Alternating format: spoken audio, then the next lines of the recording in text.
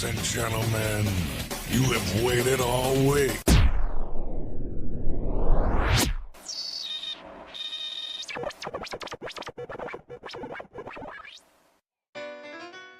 Yeah, Boogie Page.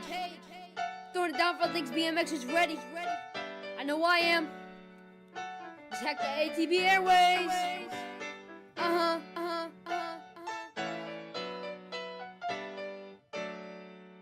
Let's kick it. All Things BMX. It's a BMX show. Unlike the rest, if you need some info, they got the best.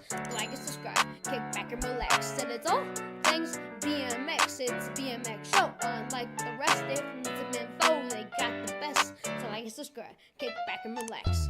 All Things BMX are streaming to you. So post up on your couch, screencast to YouTube. It's gonna be fun, it will be a blast. You gotta do much but kick back and relax.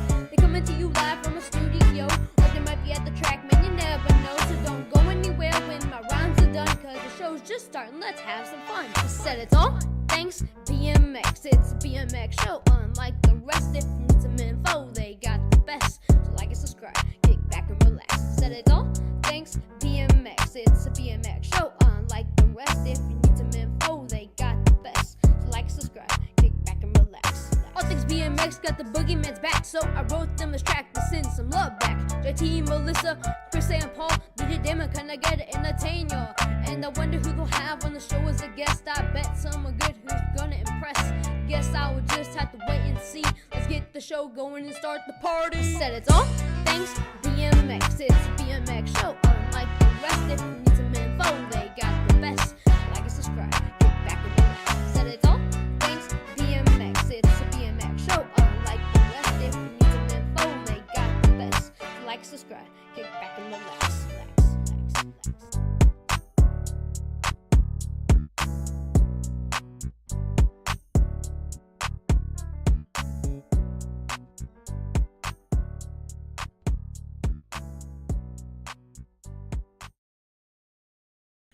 All right, welcome to the All Things BMX show. We are live under the big top here at the Desoto BMX, All Things BMX studio. We hope you guys are ready for episode 161. We're getting closer and closer to 200 and a little farther and farther from 150, Melissa. I know, it's kind of crazy. Your math skills are on point. It's because it's early in the show and I've had a lot of energy drinks today. Guys, I hope you're ready for the show tonight. We got to tune up the AC. We have Amanda Carr, the Olympian. What's Amanda up? She's joining us this evening. Amanda, how's it going? Going great. How are you guys doing? And yeah, so far so good. up here inhaling the Canadian wild forest fire air. Little hazy. That is true. Yeah. It's, they're canceling all the races up here and everything. So we're gonna kick We'll back. tell James Palmer to get on it. Put it out. Yeah, no kidding. We're gonna kick back tonight and talk with the Olympian, and we're gonna talk all things BMX with her this evening, and looking forward to it. Because no one's racing around here, so we expect a lot of people joining in the show tonight. If you guys have questions or comments, or you want to share a story about Amanda, put it in the chat. Melissa will bring it in. We'll check in with Melissa here in a little while with the Bombshell check-in. Or no, BMX Rocks check-in. Yes. Bombshell does the truth. Yeah, that's right. Right. That's right. We got to get that. I got to get that down. And Amanda's going to be joining us, as always, on the Danger Snack video line. Had a good... Oh, we boy. tossed out a lot of them this past weekend. Yeah. A lot of kids running around with tears in their eyes. As always, the opening song is brought to you by the Boogeyman himself. Make sure you guys check him out over there on Spotify. He's putting down new songs. And Amanda, we got the question for you. Are you ready? Yep. How did BMX find you? BMX found me through a Christmas parade that a flyer was given to my cousin. My dad has 3 brothers, and then they're very close. And one of the brothers got a flyer, and my cousin, he's the least athletic out of all of us. So he got the flyer. My uncle drug him to the track, and then pretty soon all of us were riding BMX. And we had like the classic your own team, like family team, and then I was last man standing. Wow. And about how old were you when you started? 5. It was 1995, so I've been 5. That's awesome. That's the year before I graduated.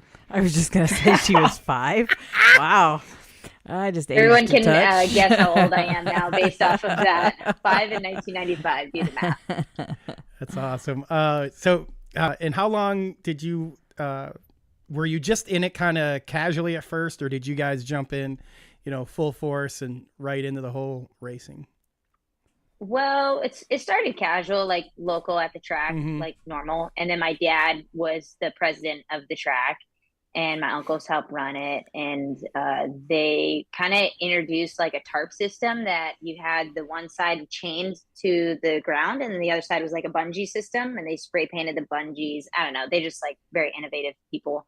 And then that progressed to a Class A motorhome, and we were all going to Grants. Oh, wow. In Louisville, Kentucky. Yeah. And we would make that drive. I still remember sitting in that RV and learning the Star Spangled Banner song, or like our national anthem, sitting between the driver's seats, or driver's seat, passenger seat, and sitting in the middle, trying to read it from the textbook and memorize it. And I'm like, I don't understand the point of this. And then it evolved to, I'm not sure if you guys know the NBL. Yeah. Okay. So Dad ended up being the chairman of the NBL. And this is like, it's funny when I start talking to families here that are good, like, like Cody Young, he's national #1 on Cruiser. So their family, our track is very close. When we sit down, I'm like, you think I'm this deep in BMX, but I'm like, right, this deep in BMX. Dad was chairman of the NBL when that whole merger thing was happening. That merger actually occurred here in Punta Gorda, Florida, because ABA had called Dad, and they were like, we need your help. Like, you're an attorney, you understand this world. And they came, and he's like, yeah, that merger happened right here in Punta Gorda, Florida, in my office. So we're deep. Yeah. Dad was a UCI commissar. And then you guys, obviously, I went to the Olympics, and now I'm kind of full circle right back at Charlotte BMX. Wow. That is full circle. Yes. You're currently it's a lot to ingest. Yeah. Like the amount of BMX knowledge and BMX integration that our family has. I met your dad in Vegas at what they call that? The competition at Congress one year. Yeah. Yes. That's I met him there, and I met the past owner of Progate there, and then they'll probably never take Pierce. Yeah, Pierce. And I found out they'll Love never, Pierce. ever take competition at Congress back to Vegas. It was a shit show, to say the least. It's a fun time. Story about Pierce. I love Pierce. And I remember I don't even know the year. I was trying to self-build a barrel gate. And if you don't know, that is like exceptionally challenging. And my buddy, Sean Leahy, he's my right-hand guy at the BMX track, and super knowledgeable, very talented, hands-on. And I was like, hey, Sean, can you weld? He's like, yeah. And we built our own barrel gate. And it wasn't fast, but it was safe. And Pierce says we are the only people he's ever known to build our own barrel gate, and it worked for 5 years. Mm-hmm. Sean just chimed in the chat. And Sean's in, yeah. Yep, I just saw him at the track, actually. Yeah, I got to follow him around your track a lot when I was down there for work. So I got to read the back of his jersey, and I got to read his Halloween one when he was wearing yours. Yes, well, his is that's an Amanda question, and mine's that's a Sean question. So it was funny, like this story. Someone came to the track. So Sean's wife, Megan, Sean's son, SJ, he races on Rift Tangent. And his wife, she's in our registration building. She's also a head scorer for the Florida series too. So they're about this deep in BMX, and I'm assuming one day they will be joining. It sounds like it. But someone came to the window and they asked Megan. They were like, "Hey, where's Sean's wife at? Like that girl with the curly hair?" And she's like, "Excuse me?" She goes, I'm Sean's wife. That's Amanda. That's Sean's best friend. She's not even into dudes. Like, he's not her type. Whoops. Yeah. Because we do so much together. And Sure. we work well together. I guess people just assume it, which is interesting, but that's fine. That's hilarious. When did you end up kind of falling back into being the TO of Charlotte? Okay. So we were talking about amateur career. So in 2005, I was 15, And so leading up to 2005, I'd gone to the World Championships starting in 98, I believe. I was like 8 years old. And I, at that time, was the best in the nation. And my dad's like, oh, we'll go to the World Championships. That's the next logical step. And that was my taste of like someone's better than me. And I was pissed. And so we started chasing worlds. And in 2005, I ended up finally winning the World Championships in France. And it was a cinnamon bun track. So you finished in the middle. Oh, wow. Super weird. Yeah, you go, it's a right, everything is a right turn, right turn, right turn, right turn, finish in a sand pit, and then you walk under the tabletop to go out. Wow. I remember seeing that race. That's crazy. Okay. That I think Joey Bradford may have won Worlds that year, and he had gone like shortly before me. And he's like, because that gate was super slow, the airwalk gate was bad. And he's like, when the gate drops, you just go one Mississippi and go. And I did, and it worked. So I ended up winning that Worlds, and I won 2006 Worlds. So I'm 16 now, and I've entered into high school, which is usually where people start to kind of leave the sport in some capacity, or they stay. And my dad always says it's we lose kids in BMX because of cars, money, and girls. Girls, yeah, I've heard that too. Yeah. So I was lost to BMX not because of cars, money, and girls, which is possible, but I lost BMX there because at that time BMX was introduced as an Olympic sport. Yes. And up until that point, World Championship was cool. I could become a pro, but it just wasn't really like something I was dreaming for. And the Olympics in 2008, you had to be 19. I would have been 18. So I was like, I guess I'm not really eligible. So I decided to just dive into Charlotte High, which is my high school that I graduated from. And it's very thick and rich in our town, this high school and the tradition. Okay. And so I was walking in the halls and I saw in the Hall of Fame, it said, oh, this guy is in the Hall of Fame. He has 16 varsity letters. That's a lot of varsity letters. That's a huge amount. And I'm like sitting there and I'm like, okay. And I start counting my letters. So I'm like, okay, I'm at this number. And I was like, well, if I do 5 varsity sports my senior year, I'll tie the record. And I'm like, you know what? I really don't want the record to be gender based. Like this is the female with 16 and this is the male with 16. Yeah. I was like, I'm just going to make it a non-gender record. I'm going to beat it. So I went for 6 varsity letters my senior year. Yeah, I did my senior year. I ended up doing golf, cross country, soccer, weightlifting, track, and then softball was the 6th one. Holy cow. That's amazing. I didn't even know that was a thing. That's I actually submitted it to the Guinness Book of World Records to try to get in it. And they responded back to me and they were like, oh, no, sorry, you can't be in it because it's not something that the whole world can try to achieve. Oh, well, who knew that was a thing? Okay. Mm-hmm. So that's where I was like lost to BMX. And I'm like, well, what do I do now? I was like, well, I guess I want to go to college and play soccer. I'm going to go to I'm going to a D1 college and playing soccer in the ACC because that's the hardest conference for women's soccer. Yes. And I wanted to be with the very best. So I ended up getting recruited to Florida State and North Carolina State. I chose North Carolina State because they kind of guaranteed me a little more playing time. Okay. All right. So I go there. Yeah, I go there. It's the summer of 2008 now. So BMX is in the Olympics. I'm sitting in my dorm room. You're going to see my cat here. Sorry. She's over here. Yeah, right. She's fine. Ours will probably bombard here in a few. Yeah. Yeah. So I'm sitting in my dorm room. I'm watching that Olympics, and I'm like, I can beat that girl. I can beat that girl. I can hang with that girl. And I'm like, why am I in this dorm room? Okay. If I can do that. So I call my dad, and I was like, Dad, like I want to go to the Olympics. And he goes, you're not going to do it in BMX, or I'm sorry, you're not going to do it in soccer. He's like, your best chance is probably going to be BMX. And I was like,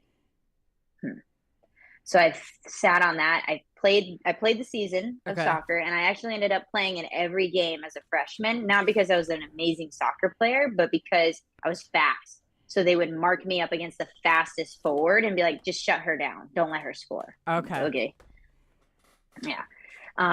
so I did that. And then in, I think it was December of that year, I ended up leaving. I left NC State and I transferred to Florida State because I was like, I need to get back to Florida somehow. Mm-hmm. And I walked on as a track and field athlete at Florida State.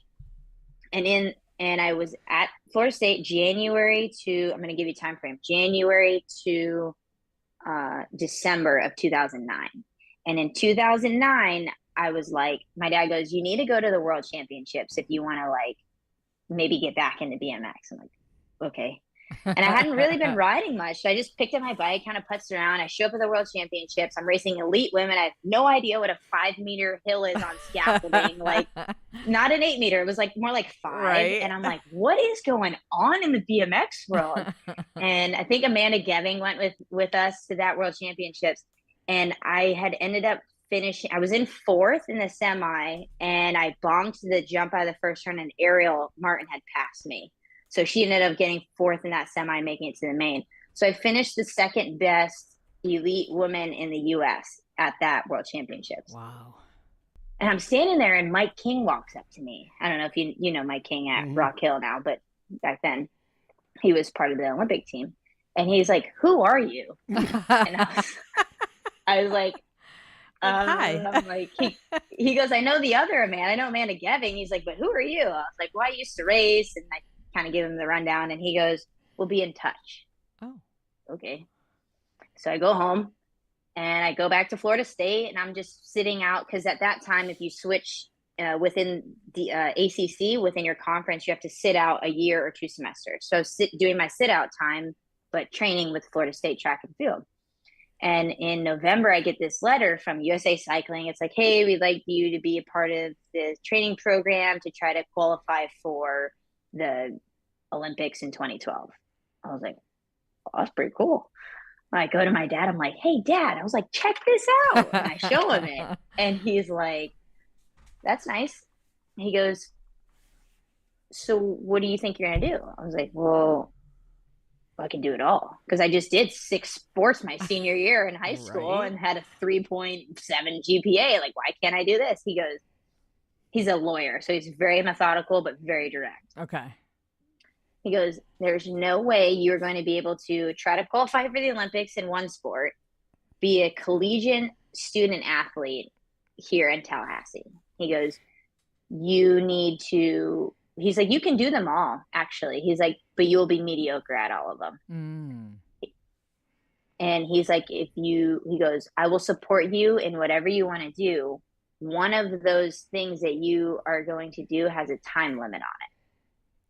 And I was like, "I'll think about it." Food for thought, Dad. Thanks. Yeah. And what he was saying, in hindsight, what he's saying is that your body can only perform at that level for a certain period of time. So if you want to go to the Olympics, now's your moment. Right. Okay. So I came back. I'm like, "Wait a second. You said you'll still support me if I go for the Olympics?" And he's like, "Yeah." I said, "Okay." And my dad funded me to a lot of races, like self-funding. I mean, sponsors, they give you products and things like that. But it's really hard to find financial support in the industry. You really have to kind of look outside of the industry. And so I went to qualify for 2012 Olympics. And that's basically the amateur story leading up to kind of the pro circuit. I'm still floored. I'm still in high school, floored by the 17 varsity letters. Okay. Yeah, that was, I would leave the house at 6 a.m. I would have 3 bags. My first bag was weightlifting in the morning, which I would lift from 6:30 to, I think it was like 7:45 or something, go to school. That's my second bag. Yeah. Then I would come back to the car. My third bag would then be soccer stuff, and I would go to soccer practice. And it was a lot, but I had like a mission. Yeah. You sound very goal driven. You set your mind on something and watch out. Here I go. Yeah. Goals are important. Like, it gives you a focus. That's good. That's good. Mm-hmm. Well, before we jump into the pro side, what was in the 2014, you did the Asian Games. What were, like, a kind of brief explanation of what those are? So a lot of the viewers, listeners aren't going to know what the actual Asian Games were. Sure. Well, just to lead up to the Asian Games, going chronologically, 2012, leading up to 2012 games, I ended up traveling with the U.S. team, sometimes self-funded. It just depends if you make the funding, which I'm sure most people will understand that, because sometimes if you see a rider at a World Cup that's like a U.S. rider and they're wearing their sponsor rather than the USA jersey, that usually indicates, it indicates that they are self-funding themselves. They were not selected for the whatever to be funded on the USA team. And back then there were like power rankings to be funded, so it might be some similar process now. But I ended up just missing the 2012 Olympics. That was crazy, with Ariel getting hurt right before. And oh my God, look at that picture. There's Elise. Or no, that's not Elise. That's some girl named Heather or something. Yeah. Looked like Elise. Amanda G, Kim Hayashi. Where you find that? You're super creepy. I just went on your athlete page and like download, and threw him in a folder. He's really good at photoshopping. Awesome. So yeah, after 2012, I decided that I was going to try to qualify for the Olympics. I was sitting on my couch at home watching the 2012 Olympics, and I was like pissed. And I was not to make anyone like disenchanted about the Olympics, but it's the criteria to qualify for the Olympic Games is to show a global perspective, that you have a lot of athletes from other countries. But at the U.S. in that time, I was top 10 in the world in 2012. In fact, I was a better rider in 2012 than I was in 2016, just to be real blunt about it. And in 2012, I was like fourth best. I mean, it was Ariel, Elise, Brooke Crane, Amanda Geving, and me. We were all right there. All of us are top 10 in the world. You got 5 girls in the U.S., but the U.S. can only send 2. So now I'm sitting at home on my couch watching the Olympics, and I'm watching someone from another country that's ranked significantly lower than me, and they're competing. And I'm like, there's got to be another way for this. So I ended up going to try to compete for the country of Thailand. And they're like, okay, fine. They go, and they were great. They got me my passport. They got me my birth certificate, which is like super strange. Your birth certificate is issued by the country. It's just a piece of paper. It says Thai birth certificate, born in Port Charlotte, Florida. Okay. Weird, right? Yeah. So I go to compete for them. They're like, listen, we need you to compete in the Asian Games. And I was like, I don't want to there was Chula World Cup. And then right after Chula World Cup, I had to get on a plane the next day and go to South Korea for the Asian Games. And you guys see me a little better now? Yeah. Yep. Yeah, I didn't realize it was getting dark. But thanks, Case. But the Asian Games are like, we need you to come. I said, listen, I'll go to the Asian Games, but you need to let me go to Chula because I need to get these Olympic qualifying points because I'm really like the only point earner for Thailand. So the Asian Games are, American viewers may be familiar with the Pan American Games. I think Cam Larson wears the Pan Am champion jersey. Is that correct? I don't know. He might. He was wearing it in Papendal, and the boys told me what it was because I was like, "What jersey is that? I've never seen that." They're like, "It's the Pan Am champion jersey." It very well could be. So yeah, Pan American Games, they have these are like continental Olympics, if you will. Mm-hmm. So the Pan America Games is North America, South America, all those countries competing against each other in a mini Olympics. They have something called the Commonwealth Games, which is like Australia, any countries from the Commonwealth, England, they compete against each other in their own games. Then there's the Asian Games. And the Asian Games is just like all of Asia and then the Middle East. And the Asian Games is massively popular in Thailand because, actually in Asia in general, because Asians are smaller built, smaller framed, and they're not very successful in the Olympics as a whole because you have like Europeans and Westerners that are like gigantic and people that are winning the 100-meter dash. So now you have a Chinese guy and an Asian guy racing, or a Thai guy racing a 100-meter dash, and it's like a fair shot. Okay, that makes sense. So yeah, now it becomes this medal count. China always wins because they have a lot of people, Yeah, I guess, sure. good athletes. And getting a gold medal in the Asian Games was massive, and I had no idea. So I go there and I compete and I win, which was like pretty terrifying because the guy, it's like military run, our federation. He was like, "You have to win," and I'm like, "And if I don't?" Yeah, what are the consequences? And that track wasn't built. It's not like your like standard American track. It's like the rollers are kind of like this and too close together. Like, I mean, I could have imploded on my own. Oh my goodness. Without anything happening. And it was total points, so you have to like win every lap. And I was like tweaking out, and I ended up winning it. And I remember going into the press conference, and I walked out. I came back to my room, and I was watching my Facebook likes jump by the thousands. Wow. Like I would hit refresh and be like 1,000 more, 1,000 more, 1,000 more. And when I landed, there were only 12 gold medals that Thailand got in the 2014 Asian Games, and I was number 9. Oh my gosh. And it just, there were parades like through the whole count or city. It'd be like landing in Miami, and they like shut the road down and make a parade for me. Oh my gosh. That's so crazy.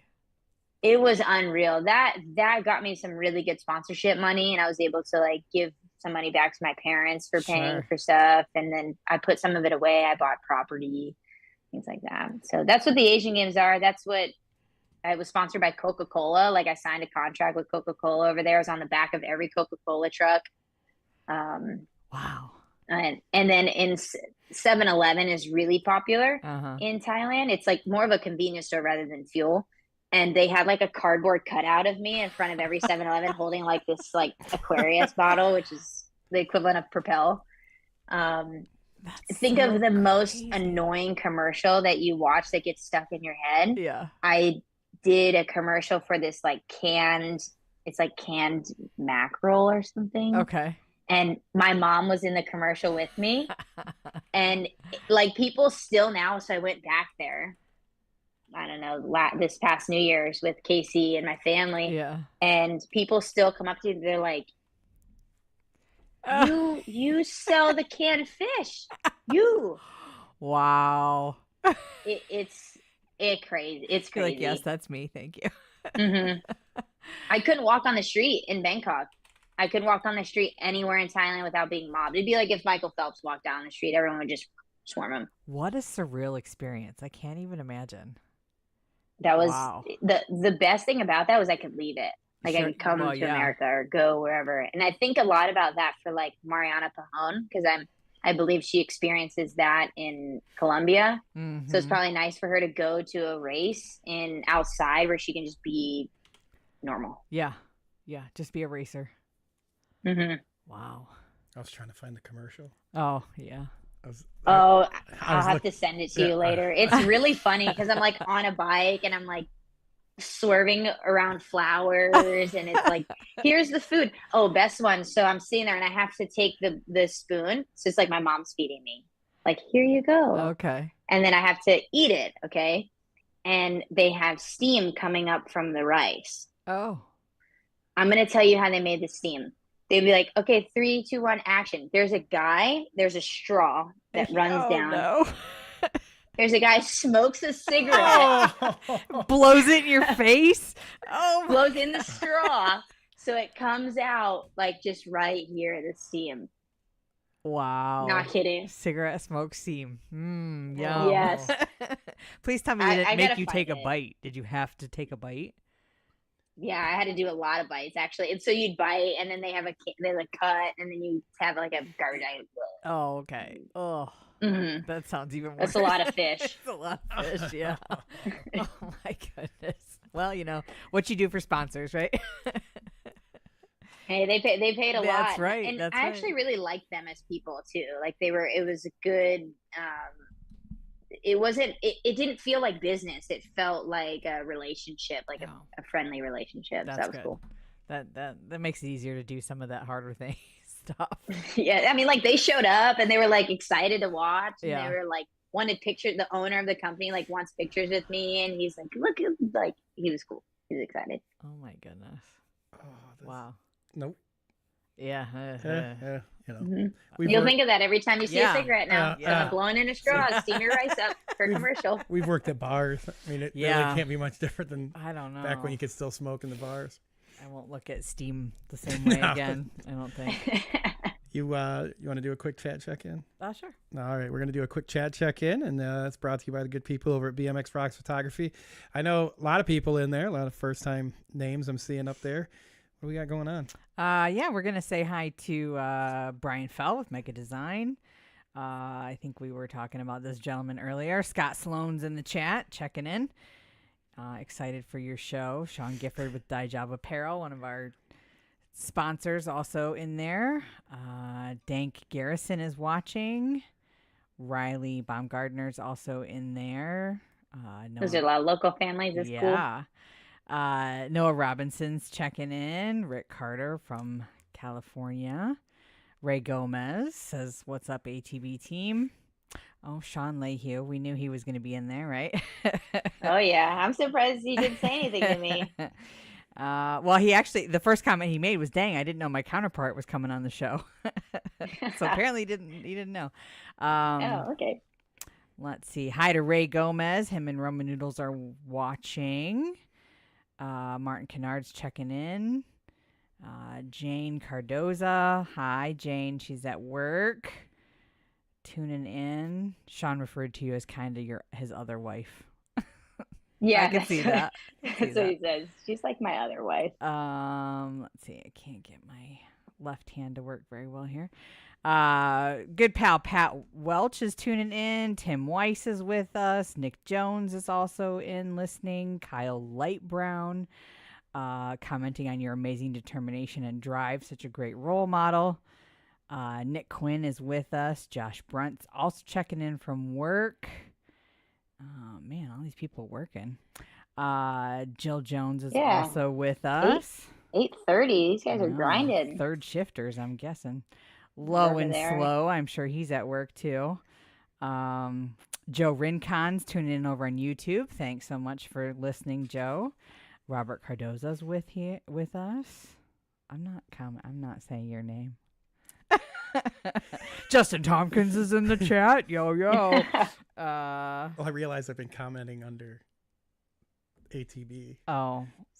So yeah. I logged into this. Yeah, thanks for listening, guys. We appreciate it. If anybody's got a question. Wait a minute. What did Nick say? JT, if the smoke clears, let's hit Can-Am Friday. Word. He might be busy chauffeuring me. Could be. Oh, then Scott's giving you shit.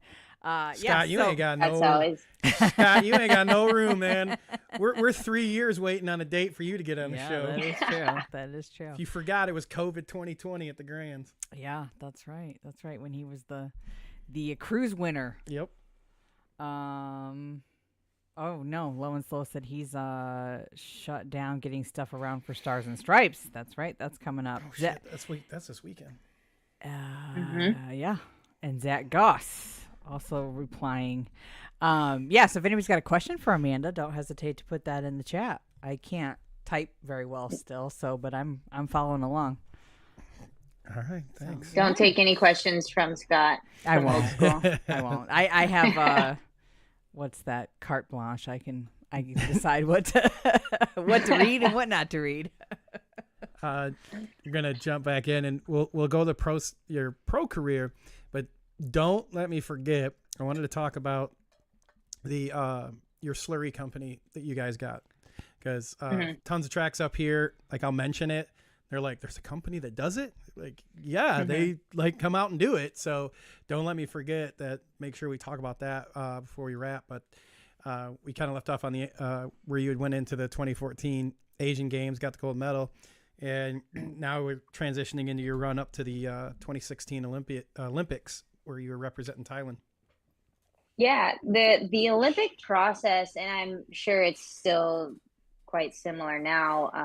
Your Olympic points start 2 years before the games, and it's actually 2 years from the World Championships. So the World Championships next year will be in May, and it's 2 years back from that is when your points start counting.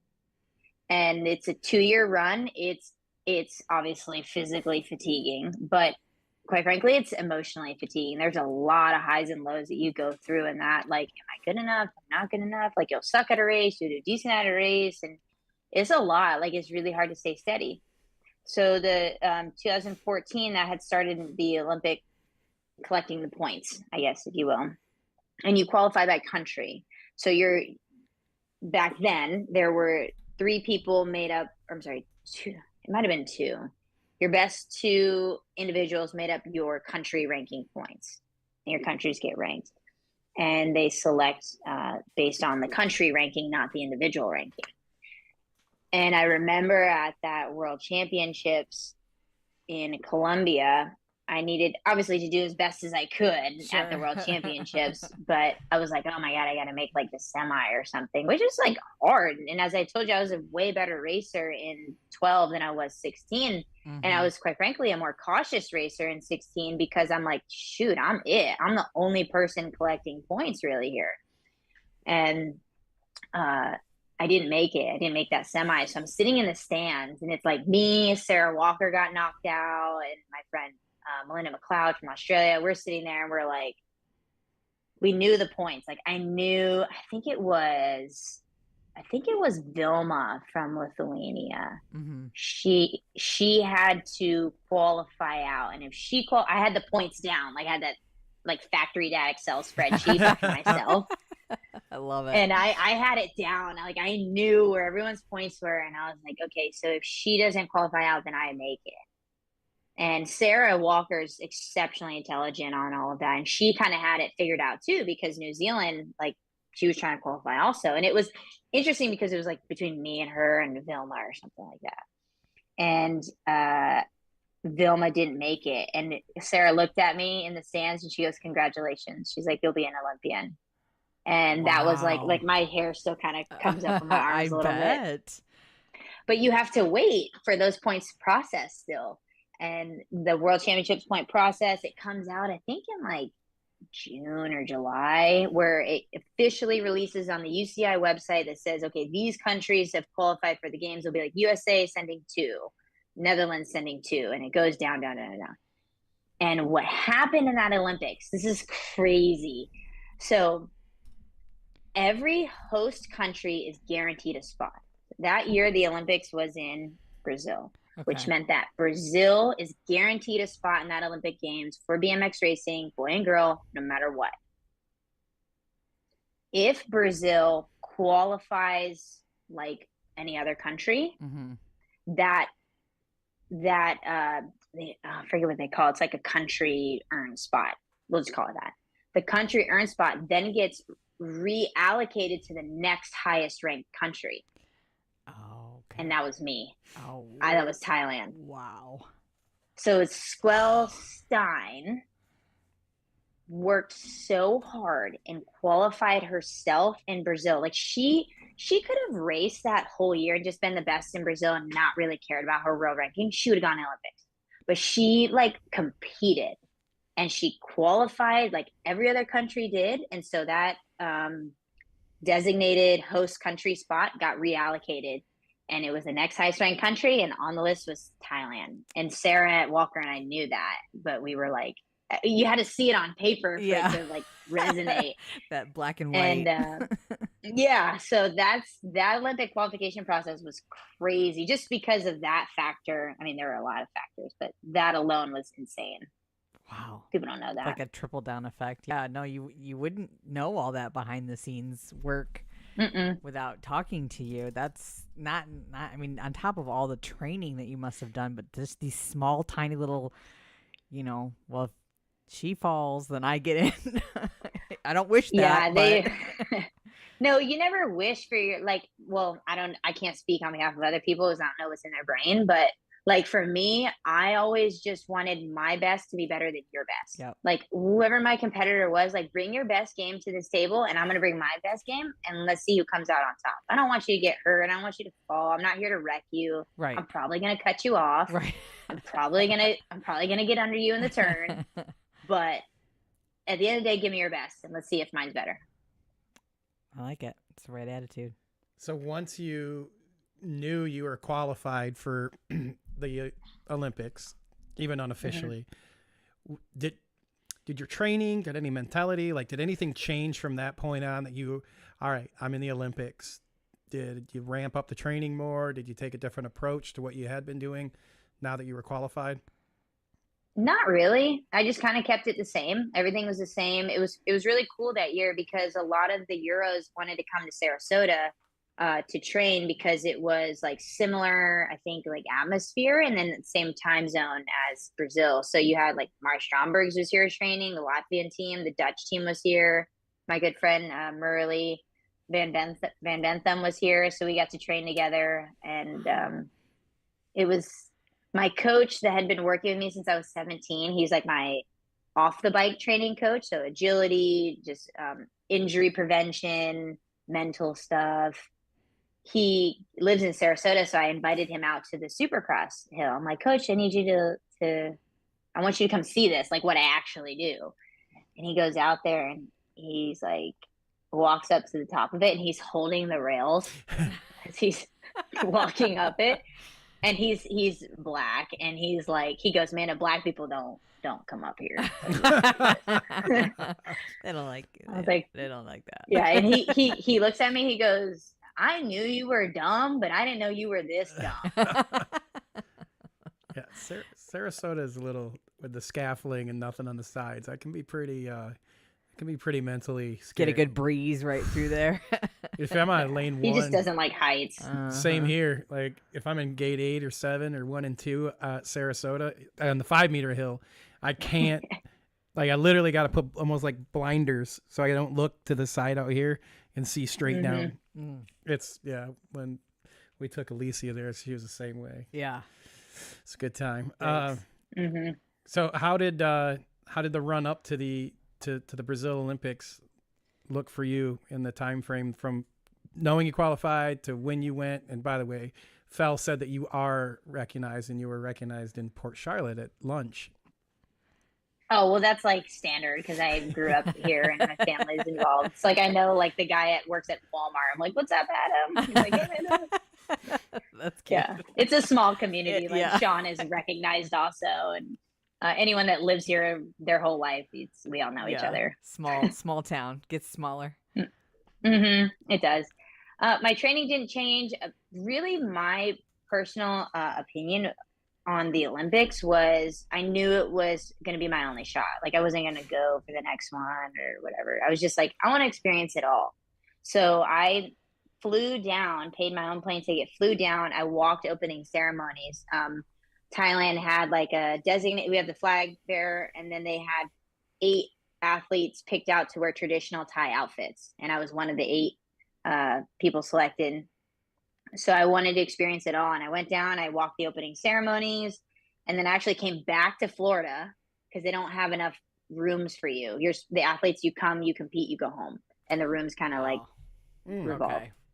Yeah, no one goes there and like stays the whole time. Okay. Usually some athletes won't even get to experience either opening or closing ceremonies. Some may only experience closing, some may only experience opening. It just depends on when your event is. Huh. Never would have thought Yeah. of that. Yeah.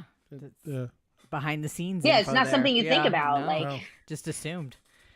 Like we just go down there and hang out for 2 weeks. Like Train. yeah, there's and, not enough you know. there's not enough lodging for that, quite frankly. Okay. Yeah, that makes sense now. Well, Brazil was catching a lot of flack because they were building right up to the opening ceremonies for. It wasn't done. Okay, wasn't that's done. what I heard too. Yeah. Was that Yeah. shit wasn't done? Yeah.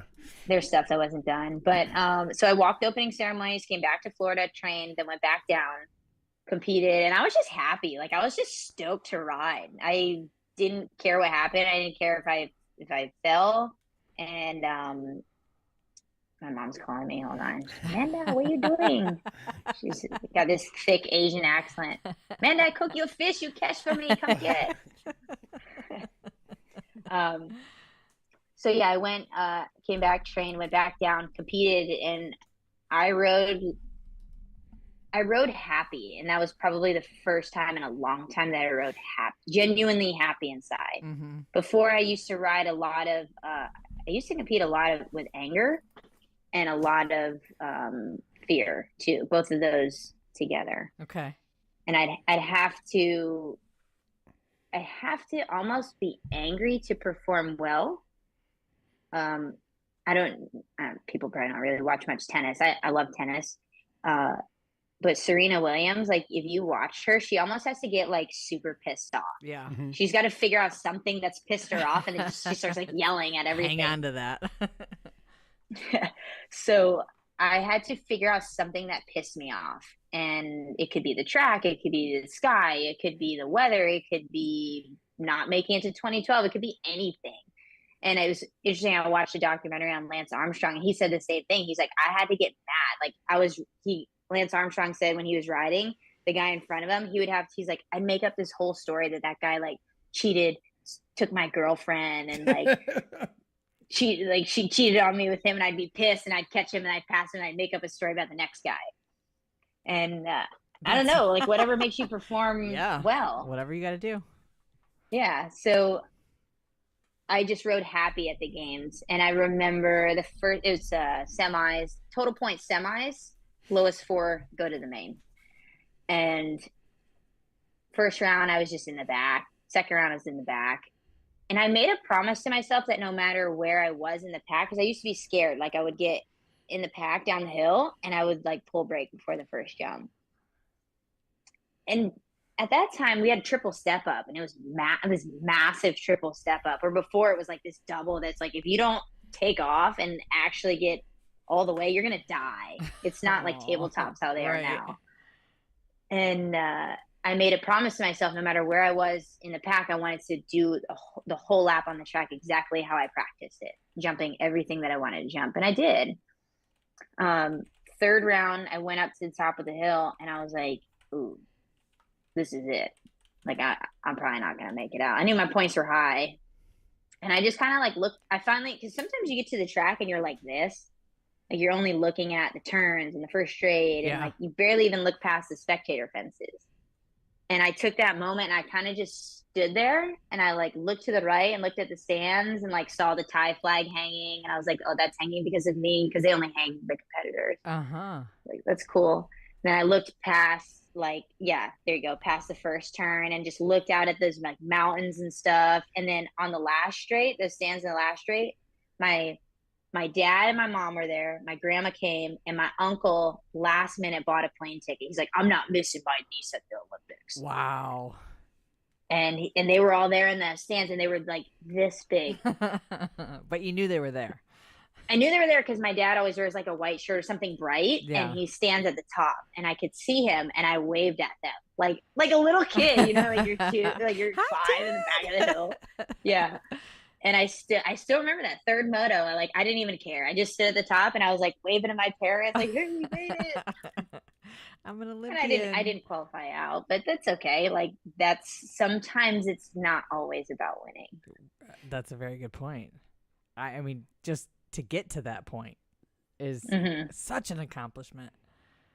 Yeah, amazing. That was hard. Oh. I mean, you're talking 2010 to 2016, the 6 full years. And then, fun fact, I struggled a lot after the games. There's like an Olympic struggle that Olympians go through of like, what now? Sure. Because you're like hyper focused. Way to Gold's a really good show on that. And like Michael Phelps talks about, you get really dark. Like, you just don't know what to do with life. And so I dabbled still racing in 2018, and I ended up having enough points to help Thailand qualify for the 2020 Olympics. Thailand qualified a spot, and it should have been me that went because I was the highest ranked Thai person, but I have falling out in my federation. So I sat on my couch and watched it for the third time. Like full circle. Okay. Well, wow. So twice, really, you qualified. Technically, but you're not, according to my friend, she's a field hockey player. She competed in the Olympics for Field Hockey USA. She's like, you're technically not an Olympian unless you step on field in an Olympic match. Oh, okay. So let's say you qualify, like in a team sport, for example, you play soccer, you play field hockey. You go to the Olympics and the coach never subs you in, you're technically not an Olympian. Oh, wow. But they sub you in. Like, they get everything. You get your foot in there. Yeah. Wow. It's like, some random fact that I still remember to this day because I was like, oh, if I qualify, I'm definitely in because I'm competing. Right. I mean, I guess I would have thought that too, but it kind of I- makes sense. Well, think if you're Totally. the alternate, right? Yeah. So if you're selected as the alternate for the USA, you go there. I think it might have been Felicia in 2016 game. She was the alternate for the US, and she came, and Jeff Upshaw was the alternate, I believe, also. They come, they do the practice. Practice is done. The people that have qualified are healthy and able to compete. They actually send those people home. Okay, Oh. you guys go home. Thanks. Thanks for coming. Wow. Yeah. Huh. I have to confirm that with Jeff and Felicia, but I remember something like that happening. I mean, that sort of makes sense, I guess. So if It you goes back got to In a logic, sad, yeah, in probably. a sad way. Like, so if you got hurt in between that time, say you're the Olympian, and we'll use just Jeff as an example, and one of the guys dude just wakes up and twists his ankle, but they've already shipped him back home. There's no sub for that. Like you can't alternate anymore. That's wild. Yeah, I guess not, because I think your name is submitted into the race. yeah. I mean, It's like after that practice, you then officially submit who the competitors are going to be representing Yeah. you. And once you officially submit that, they write the motos, and we're not changing them now. Yeah, you're locked Okay. in. You just makes wouldn't. You wouldn't race, or you'd race hurt. right. You figure it out. Yeah, you'd be injecting something. I Being don't there know. with gunshot wounds, just be like, I was there. Yeah, was watch out. Yep. Here I come. Mhm. Wow. We're gonna jump ahead a little bit because when we met you at they call it the COVID, whatever, the back-to-back series where we were at Cape Coral and yeah. we were at Eartrack, we got to experience your last, I think it was your last pro race, right? Where Oh, that's right. That Yes. was then, wasn't it? That's It cool. was. That Yeah. Marie. Marie announced, and I Yeah, and I Marie have it on an SD card. Then I know I have it taped somewhere, and I think I taped it inside the GoPro case. So I gotta pull that out and find it because I got her announcing all your guys' motos for it. Because the USA BMX let her run in there. That's and, right. I forgot you retired after that. And Yeah, I had Amanda Gevin come too, because Yeah. Amanda's like my best childhood friend, and there's something like people talk, like, not to get dark, but people talk like funerals are like it's like a closing of a chapter, but it's really for the living more than for the dead. Like they're dead, they're gone, Correct. but the living need that closing. And I was struggling with BMX because I didn't have that like finale. I mean, my closing is me sitting on the couch watching 2020 Olympics that I should be in. Like, right. that's lame. Right. Yeah. And Amanda Geving's closing, I don't even know what her last race was. I mean, she probably does, but you never have this like proper end. Like you have senior night in sports, Yeah, you have Yeah, graduations. good point. And I was like, Amanda, like, I'm going to do this. Do you want to do it with me? And she was like, yeah. And that was a nice closing to just kind of, we are done. Don't ask me if I'm racing the next national, because I'm not. Yeah, that was fun. I forgot about Yeah. that. well, got a friend of mine that always says there's always somebody that's riding their bike for the last time they don't know. Kind of goes along with like, Yeah. you don't, it's like, hey, this is the last time you're gonna go bike riding. You don't know that. Now you did reclassify, and you've raced since then. Are you still racing? It's in the blood. So I reclassified, yes, and I raced cruiser in the state series, and I was like, oh, maybe I'll compete. And like Sean got super hyped about it. He's like, you should go get Mag one, Rock one, Gold Cup one, State one. Well, he like all planted the challenge. these- he like, he's like, you should get all the color plates, and it'll be like the Olympics. Oh, that's adorable. And I was like, and I don't mean to say this to like knock any of those plates, but I didn't grow up wanting those plates because I wasn't an ABA kid. I was an NBL kid. You were either national number one or you weren't. There's no red plate. There's none of that. And so those plates don't carry any weight for me. But also in the respect, like that plate being state number one is like, I've had that a lot of times. Yeah. Being national number one, I've had that a lot of times. Like it's not something I'm striving for because I've already achieved that in my amateur years. And so I was like, maybe I'll do it. So I was like, well, I'll just keep an open mind. So I raced the state series, qualified for Rock. I also raced to help with our team sheet too, quite frankly. We're here to win. There you go. Sorry, Nick. We are here to win. He's actually in here too. Yeah, I know. Well, he's JNR, but he also is with Power Effects. But I like the rivalry. I think it's cool. Like, you need two Yes. teams that push each other. Like, that's what makes it exciting. I mean, it wouldn't be fun to watch racing if you knew who was going to win. Right. Yes. And that's why we like sport. So did that. Then I ended up racing nationals on my 20-inch to try to qualify for the NAG 5 challenge. I'm like, oh, NAG 5 challenge would be fun. Dude, when I got to NAG 5 challenge, I'm like, this is serious. I was like, these girls are like, these 16-year-old girls are not messing around. That's right. Yeah. I'm like, this was not what I thought it was going to be. And in their defense, if I was 16, I would have taken it equally as serious. So I just was like, you know what? None of that really did anything for me. The most fun I had at Grands was riding the side hack with Sean. Yes. And watching our kids do really well. And that's another thing I want to comment on is your guys' team that you guys have. I got the benefit when I was down there for work to go to quite a few of the state races, and I was there last year for the championship. You guys keep a tight team. Always see you over there pumping the kids up, rooting for them. You do a great job. Got a great team over there too.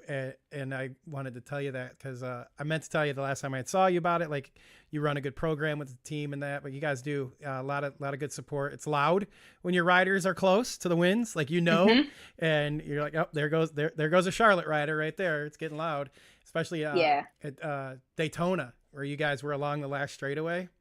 Mm-hmm. Like, you didn't even have to. You're like, yep, that's probably a Charlotte. There's a Charlotte kid. Yep.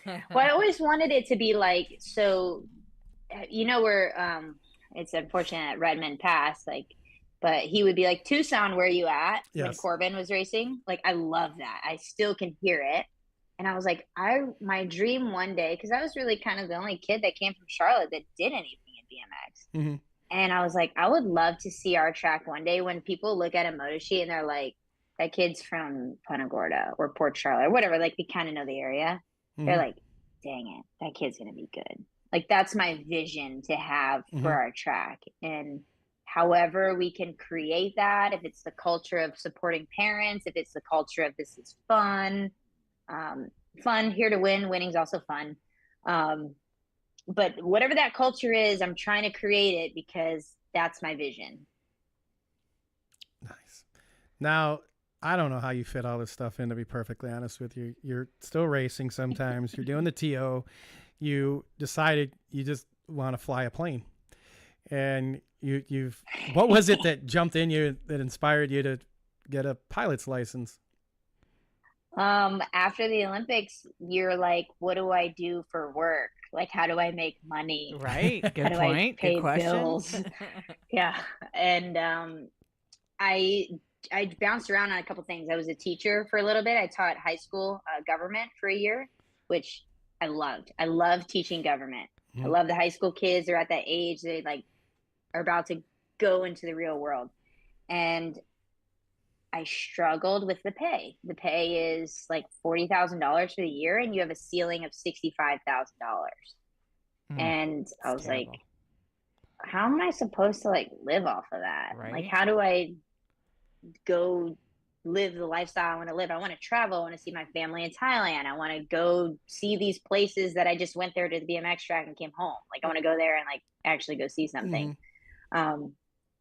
So I was like, yeah, this isn't going to work. And I made a checklist of things that I wanted in my career. Like, I wanted a career with no ceiling of pay. I wanted a career that allowed me to be home every night. I wanted a career that challenged me. Like, it needed to challenge me mentally, physically too, a little bit, I guess. I wanted a career that was, quite frankly, viewed as prestigious too. Like, something that's like respectable. Like, okay, like, well, you fly airplanes. That's a good criteria. Yeah, that's I just like it. my personal, like, in here, I needed that.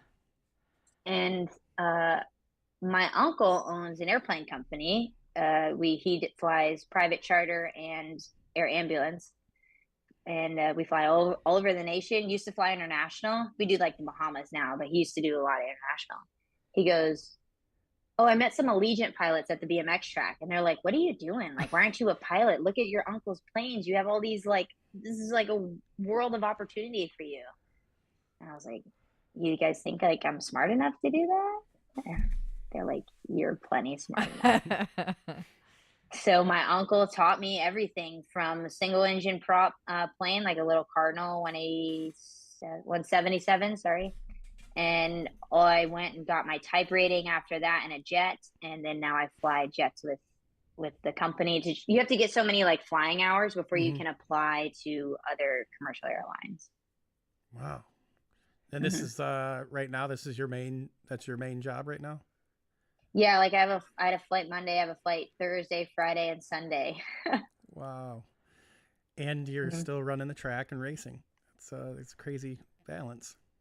It's what's cool is that also the other thing in my job is I didn't want work to come home with me. That was a big thing. That's an excellent point. That's huge. Love that. Well, I watched my dad. He's a lawyer, and I watched him my whole life. Like he would be working. He's on his phone. He's answering an email at 10 o'clock at night. Someone's kid got in a car accident. He's like, "Oh, good." And it's just constant. And I was like, when I walk away from work, I want to walk away from work. So flying, check that box. I fly the plane. When it breaks, I write down what broke on it. I put it in the vice grip, and I go home. Someone else fixes it. So are they all in the 24-hour destination, so you fly somewhere and then you fly back? That's our business model that we have. Other businesses have different models where a pilot may be on for 8 days and they just stay like in Ohio. And then they may reposition somewhere else. Our business model is we go out and we come home. Okay. There's no reason to ever stay in Ohio. So just a horrible state. Stop. I know Billy's down there right now. He's gonna chime in making fun of our roads. Yeah, for sure. It was cool. I had a flight to Nashville for Music City, not because of Music City. I had to take people there, and I had this like 4-hour wait. Some guy, like, I know there's rich people in the world, but I didn't know there were like this many rich people. Okay. This guy in Punta Gorda flew him to Nashville. Flew to Nashville to have dinner with someone. What? Yeah. I mean, I see that in the movies, but I didn't really actually think that somebody actually would do that. It's real. It's like a business dinner, but still flew to Nashville. So I had a 4-hour wait. So I took the rental car and I went down to the BMX track and hung out with Sean and I saw Old School and I'm in my pilot uniform and Old School's like, "I've never seen you dressed." Look how professional you look. I know. And I just hung out and then I went back to the airport and I flew home. Flew the guy home. He was done with dinner. Wow. That's a lot of jet fuel. I don't even imagine what that dinner costs when you tack in all the costs of renting the airplane. It's probably a write-off. A lot of for sure. It was. Wow. We do air ambulance too. That gets really exciting because we have a special airplane with a wider door, and then the stretcher fits in the middle of the airplane because it's for bariatric people. Okay. Which I didn't know the word bariatric. My uncle's like, "You're going on a bariatric." I'm like, "What's that?" He goes, "Fat people." Yeah. Big folks. Yeah. I was like, "Okay." 500 pounds. Yeah, I was gonna say. I mean, usually that word is an excessive amount. Yeah.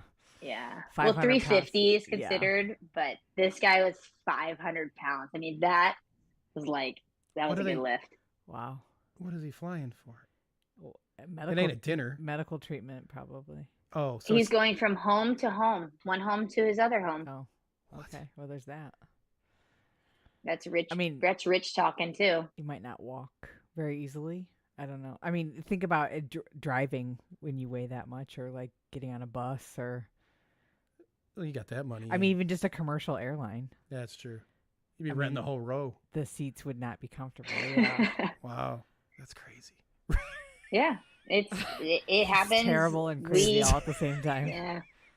Sorry, somebody. It happens a lot. Somebody in the chat said rich fat people are impressive. What the fuck? Sorry. They're not wrong. So I asked earlier, when was it you got started as the TO, and what was it that inspired you to take over being the TO at Port Charlotte? Well, as I told you before, my dad was a TO back in the day. Mm-hmm. And so I had kind of grown up just watching him do it. So I knew it's possible. And I'd come home. This is when I came back to, I think it was after I got that letter to try to, from the USA for my king. I had moved back to Punta Gorda. I was like, hey guys, I'm leaving. Fun fact for you. I left, leaving Florida State to say you're going to qualify for the Olympics. Like, no one looked at me crazy because there's a lot of track and field Olympians at Florida State. They have such a phenomenal track and field program. And no one looked at me like I was crazy. I was like, oh, that's really me. At the Olympics, I'm walking through the village. My track and field coach was there. He was coaching some island like kid or whatever island. And we walked past each other, and then I stopped and like, I'm like, Ken? He's like, Amanda? But yeah, I'd come home back to Punta Gorda, and the track was just kind of like super run down. And I'm like, what's going on here? I don't remember the track looking like this. When my dad ran in, I started asking some questions, and we were negative $2,000. And I asked our county for $27,000 to like revamp what I needed to revamp. And since then, I've never asked the county for a single dime. And every time we host a national, our economic impact to our county is $2.2 million. That's awesome. That's great. Mm-hmm. I bet they want you hosting all the time. They do, actually. Put in another bid, Amanda. Put in another bid. Oh, I have them put in the bid. I'm like, hey, can you submit this? I need to go do something else. Like, I'm volunteering. Even better. Even better. Yeah. And some props to the track. It's one that. Oh my gosh, yeah.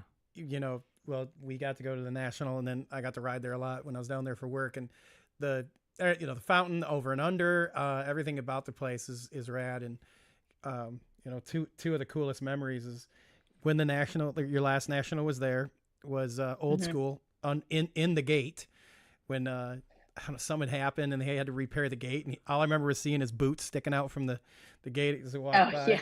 So they're like, well, there's a delay, and I didn't race Saturday or something. Right. There was one day, I didn't race Saturday, so I was walking around and I'm like, what is going? And they're like, oh, that's old school underneath there fixing the gate right now. Yeah. But the just the whole. And the other part is like the vibe. Like if you go there on a local night or national, it doesn't matter. Like the vibe there is always super, super awesome. Like good people. Mm-hmm. Thank you. Good volunteers. And yourself, when you're announcing, the way you explain the racing, it's something I've put away for when I'm announcing myself, because you're explaining things to those first time people there that I think a lot of times you can rush and kind of, forget to explain what total points are, why you're doing it, how to read the moto sheets. And you've like the local races I was privy to be at, that was done every single time I was there. Mm-hmm. Thank you. Yeah, I try to be educational because, like I said, the more you know, the less you're fearful of like, oh God, how do I race? How do I go to a state race? Well, you should know how to go to a state race if you can understand a local. So thank you. The culture is important. Like the vibe is important. It's meant to be chill. This is a chill sport. Like kids are learning. I remember in the beginning, people get frustrated like when kids stop on the track. And in my mind, I just monitor it. Like me and Sean, we've agreed, and our other crew, we've agreed, like we just monitor it. If the track's busy and people are stopping, we go out there and we're like, hey guys, like you gotta keep going tonight. It's too dangerous for this. But if it's a chill night and there's not a lot of people, think of it like a skate park. There's no one making you go every time. You just drop in when you're ready to drop in. And we let the kids do that. And it gives them that opportunity to learn a certain straightaway together. Mm-hmm. That's a good point. I hadn't thought about that. Yeah. I mean, that's just my opinion on it, but and that teach their own. That's the pack practice where I'd hang out with the little kids there on top of the bridge, and we try to go the last two straights. I was like, this is a really, Baumgartner says hanging on the bridge. That's like that's like the start point where you just kind of hang out, wait, everyone goes by, and then you drop in and take off. Yeah, it's a fun vibe. And the over and under itself is cool because you're like, I can go practice this other part here, and it's like a whole other part of a track to practice on. Don't ever get rid of that, FYI. Thank you. That's the original layout. Someone actually made it a one-way track after a hurricane in 2004, and I put it back to that layout in 2010 because that's the original layout that Pete had built in 1989 or 90. And he actually dug the reason why we have the pond this is BMX history. So Pete and Maria Taylor, they were racing back in the 80s, and they went to Sarasota and they got pissed off there. Like, they just had a bad experience. So they were like, oh, we're going to build our own track. And they dug the pond and built that track. Makes sense. Yeah, foundations of the jump are dirt from the pond. That's why the pond exists. Oh. That's how water. Not anymore. Oh, yeah. Not anymore. We're trying to stock the pond now with fish. Sean's kid, my bonus son, they're trying to catch bass and throw them in there now. Yeah. That's cute. Now, as I said earlier, I want to make sure we talked about this. Your BMX slurry company that you have. I'm going to put this up, and while I'm putting this up here, just kind of walk us through how this came about and what you guys offer, and how can somebody get a hold of you guys. This is a fun story. Is that slurry? I don't take the claim of inventing slurry. I didn't create it. It was at Okehili BMX. That was the first place I saw it. And there's some history to this. I guess I'll just tell the story. Like I said, I'm this deep in BMX. Exactly. So I hired Mitch and TC to come and to come and rebuild our track in 2010. I took over it, and they just glued it, just like Rockford. It's just like this thick of glue, and it's like an ice skating rink when it gets wet. And they glued it, and I was like, okay. And then I went to their track, and I saw this like slurry, and I'm like touching. I was like, what is this? And they were like didn't really want to tell me. And I was like, proprietary information. Yeah. So I came home, and there was another guy that was helping me at that time. Sean wasn't involved yet. I hadn't conned him into this digging into BMX as much as he is now. But another guy helped me try to figure out slurry. We put it on. It rain came, blew it off the track. And we just kept trial and error. Another guy named Roy Varndell helped me. They're a big family at our track too. He helped me figure out some stuff with the slurry, and then Sean came in. And it was maybe 2015, Rock Hill was having a World Cup. And prior to that, Rock Hill had just clay. And when you have just clay and it loses moisture, the clay cracks. Obviously, when it gets wet, it's messy. Okay. And they were going to put down lime rock on it. And Mike King had now become the track operator there. So they called me up there. I go up there. I'm 25 years old, look like this small Asian girl. And I'm sitting with these Parks guys, and I'm like, I recommend you bring in 80/20 baseball clay, 4 inches, compact it to 3, soak it with glue. I'll come and slurry it. It'll be just like this. And the reason why they heard of that is because we had a national in sometime in that time. And Chris Luna was like, what is this? That was the first time USA BMX saw slurry, was at a national at our track. I'm like, oh, it's like some stuff we just figured out. So I went to Rock Hill. I said, I will come slurry your track. I don't want a dime. I just want you to pay for my expenses, and we'll see how it goes. I'll teach your crew how to do it. So I go up there. It's just me and all their their City of Rock Hill army that shows up for the national. Right. And we slurried the track, and then we had a World Cup there. And that World Cup saw no sun for 3 days, and it was light rain. And ask Cody Wilson. He'll tell you, he was commissar turn 1. He goes, I walked down from the turn, I put my foot on it, and I go like this. Nothing. He's like, I couldn't believe it. So since then, I went to Nashville. They brought me in. I did DeSoto's turns and the hill too on the big top. Okay. Sean came with me. Old School. I met Old School at DeSoto. Old School's come with me. We've done Rockstar. We've gone back and done Rock Hill. And then I was most privileged to be asked to do USA BMX headquarters. So we did that. Wow. That's awesome. And it's not a full-time job.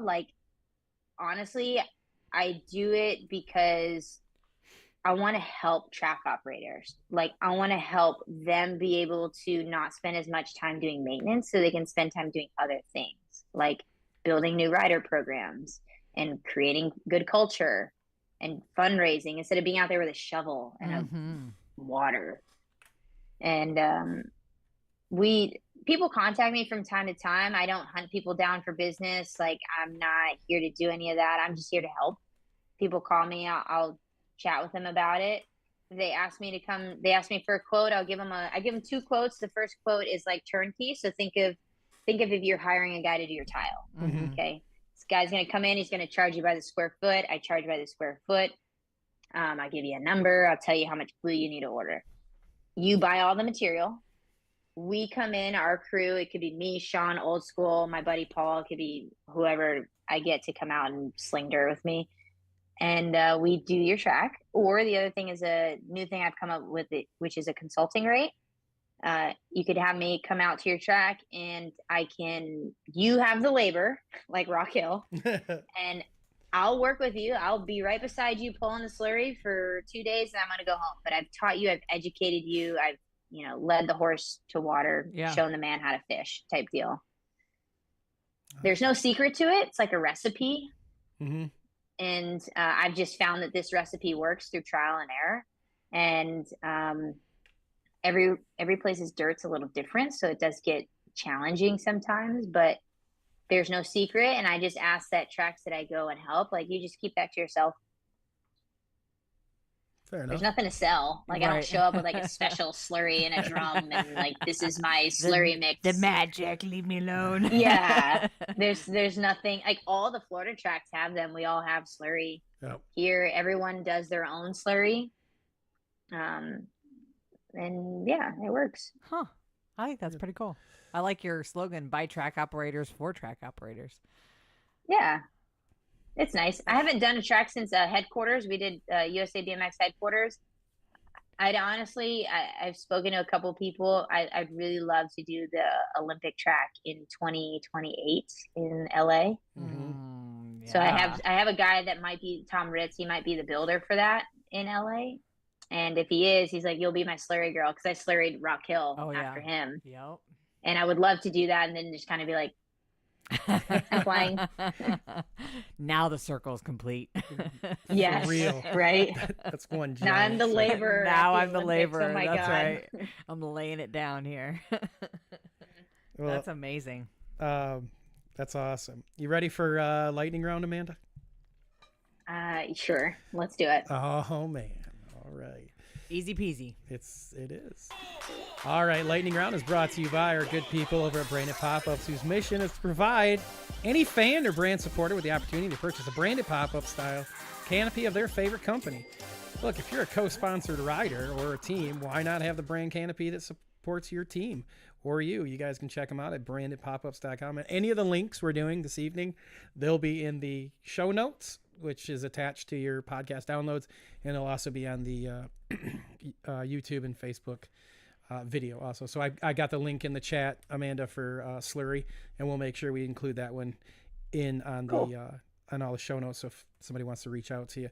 All right, now you no thinking, just fire these answers off. I'm kind of nervous. I'm not gonna lie. I don't know what kind of questions are they, like, appropriate? Yeah, yeah.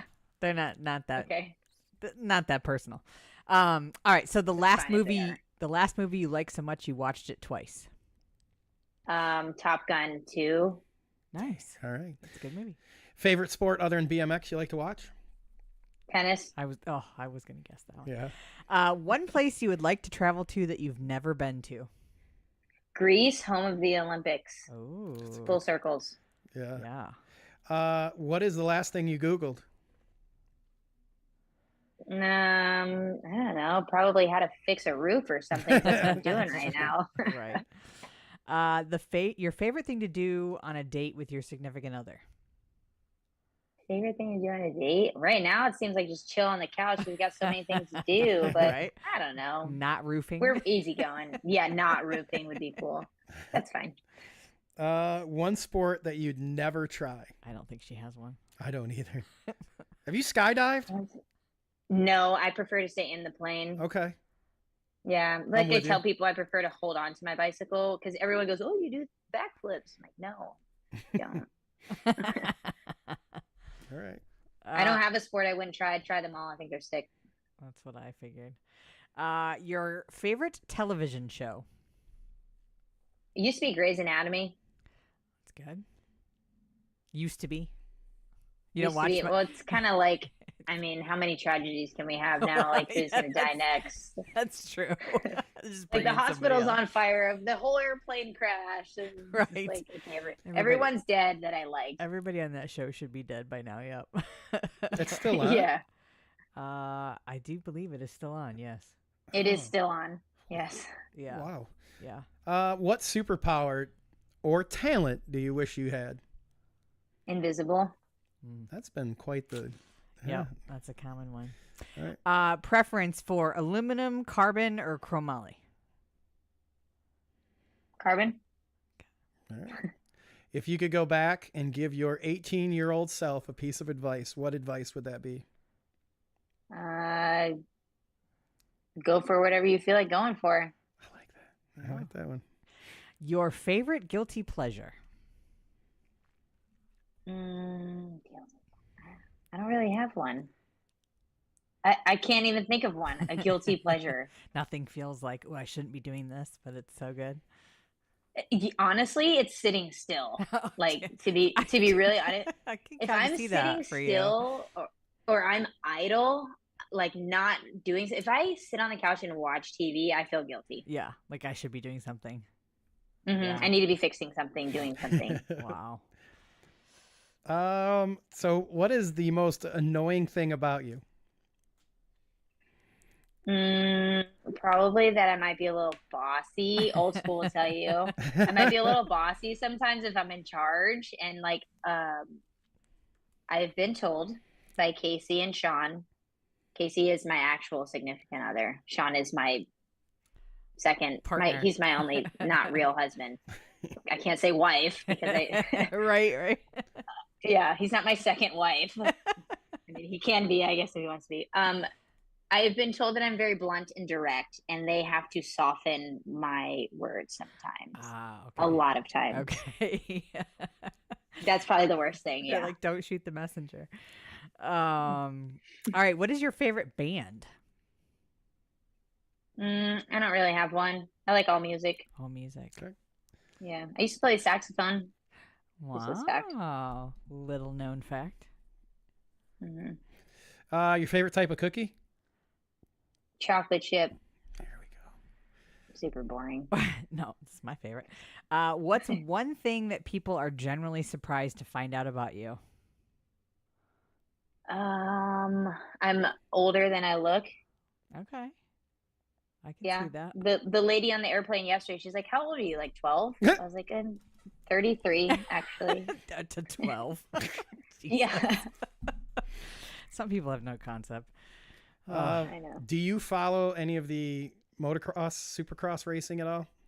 No. I'm not into that. Yeah, Okay. you would think I would be, but I'm not. All right. Who is your favorite tennis player? Past, present, future, or all together? You can take any. Does it matter? Nope, doesn't matter. It would be, no one's going to know this, but it's Martina Hingis. She's from back in the day when I was a little kid. And at the Olympic Village, she was there playing doubles, and I got to sit down and peacefully watch her warm up in the village, and no one knew her because she's past her prime. And I just sat there and watched her, and I was like taking pictures like a little kid. But no one, like, people just walked by her like she was nobody. Wow. This woman's won Wimbledon, French Open. What a cool experience for you. That's awesome. Are you a peanut butter connoisseur? No, my dad is. He tries it all peanut butter. So would he prefer crunchy or creamy? Probably creamy. Okay. I do like crunchy though. Okay. Well, all right. All right. Opposite. This is the last one for you. Your favorite Wednesday night live streaming BMX show? I'm going to offend you guys and everyone that has a BMX show, but I don't watch any of them. We are not offended. We're not offended at all. Okay, Nope. good. That is the most honest answer you could give us. Yeah, Because that would require me to be idle. Right. that's true. Which we know does not happen. Yes. I rely on Sean to tell me what happened. I'd be like, One last question in the chat that just popped in. Ray Gomez is wondering who your BMX idol is. that would be Marie McGilvery. I like that. Mm-hmm. I haven't talked to. She was the first one I looked when I was a little kid that I was like, I want to be her. Yeah. Yeah. She's pretty cool. Mm-hmm. Pretty cool. All right. When I qualified for the Olympics, or maybe when I was racing for USA, she had messaged me out of the blue, and I like freaked out. It was like on Facebook Messenger, and I freaked out, and I was like, why is she contacting me? And she's like, I've watched you through your whole career. Like, I'm so proud to have watched you. And I was like, I know this might be late and you may not have any, but do you have any jerseys that I could have? And she goes, can we trade? So I got to send her when I was competing for the U.S. in a U.S. World Cup jersey. She sent me her GT jersey. Oh, that's so cool. Mm-hmm. She's actually sent us. We've got her. Oh God darn it! We have a number plate up on the got a couple wall. number plates from her, and then we've got her. Was it blue and white jersey? I'm just drawing a blank on it. She autographed it for us, and we'll shift it out here. Like on the in the back, we'll shift them out. She sent those up to us. It was pretty cool. And like yourself, it popped up. She was watching the show one night, and I'm like, like, what the hell's wrong with Justice? Hyperventilating. I was like, you don't understand. Like, this is like who I was like rooting for and all that in the girl pro class when I was chasing national when I was younger. I was like, Marie McGilvery's watching the show, and then she came in the after chat, and I don't think I could form a goddamn sentence. And then we got to hang out with her at your national. That's where we got to meet face to face. And since then, she's helped with the show, and we've actually developed a friendship. That's pretty cool. That's awesome. She's like a household name. Did you know that her dad was the voice on the NBL Cartier? Okay. Yep. Yeah. She, what do we have? Well, when she's been on the show twice, and we had some, I think one night she just took off and kind of did like her own trivia. We were like, just go right ahead. And that was one of them she brought up. All right. You got your trivia ready? I do. And then we'll hand it over here and we'll wrap it up. What do you got for it? Oh, this is a good one. It's a good one. Oh, no. Yeah. Yeah. All right. I got a lovely Haro, Florida ball cap and a ATB sticker pack to the winner. All right. My question tonight is and Amanda, don't answer. Okay. What type of parade did Amanda attend when she was first introduced to BMX? Solid. What type of parade did Amanda attend when she was first introduced to BMX? So you're trying to move away from questions that they can Google. I don't want them to Google. That's right. Well, it's cool because it's like you've watched the show to get the answer. Absolutely. And we're going to let everyone know actually tomorrow night, we did a special night because Eric is real busy at his track on Wednesday. So tomorrow night, you can join us again. We go back to back. We're going to have Mr. Eric Roop. You're not going to be here, are you? You don't know yet? We're going to have Eric Roop on the show tomorrow night. You guys tune in. Same time, same channels. We're just going to be doing another show here, and be a fun time. Did you get a winner yet? I mean, is it old school? Is it? Oh, yeah. We'll give it a second here. And while we're waiting for winner, we're going to hand it over. Amanda, feel free. I'm going to hand it over to you to close out and thank and shout out and all that fun stuff. I guess thanks everyone for watching. My story's sometimes a little winded in BMX, but deep into BMX. I love BMX. I love my experience in the sport. There are sometimes, I guess, the lows, but that comes with it all.